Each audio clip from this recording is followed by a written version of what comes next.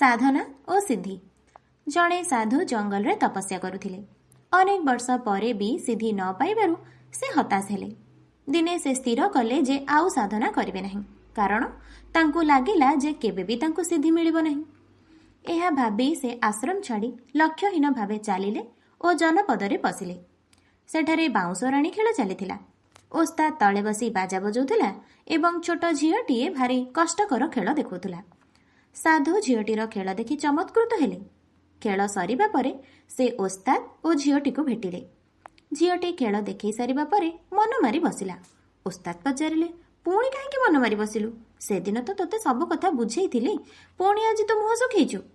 ଝିଅଟି କହିଲା, ବାବା, ମୁଁ ଭାବୁଛି ଏ ଖେଳ ଛାଡ଼ିଦେବି। ଓସ୍ତାଦ କହିଲେ, କିରେ କାହିଁକି? ଝିଅ କହିଲା, ତୁମ ପାଖରେ ସାନ ବେଳୁ ରହି ଏ ଖେଳ ଦେଖିଛି ଆଉ ଶିଖିଛି। ମୁଁ ସବୁବେଳେ ଭାବେ ଏଇ ଖେଳରେ ମୁଁ ପୁରା ନିଖୁଣ ହେବି, ଯେମିତି ତୁମ ନାମ ସବୁଠାରୁ ଉଚ୍ଚରେ ରହିବ। କିନ୍ତୁ ମୁଁ ସେମିତି ଖେଳ ଦେଖାଇ ପାରୁନି।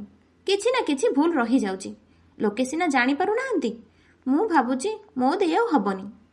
ଓସ୍ତାଦ ତାର ହାତ ଧରି ପକାଇ କହିଲେ, ସୁନା ଝିଅ, ଏତେ ବର୍ଷ ତପସ୍ୟା କଲୁ, ଯେତେବେଳେ ତୋର ଫଳ ପାଇବାର ବେଳ ଆସିବ ହେଲା ବେଳକୁ ତୁ କହୁଛୁ ଛାଡ଼ିଦେବୁ। ଏ ଧାଡ଼ିକ ସନ୍ନ୍ୟାସୀଙ୍କ ମନରେ ଚାଉଁକିନା ଲାଗିଲା।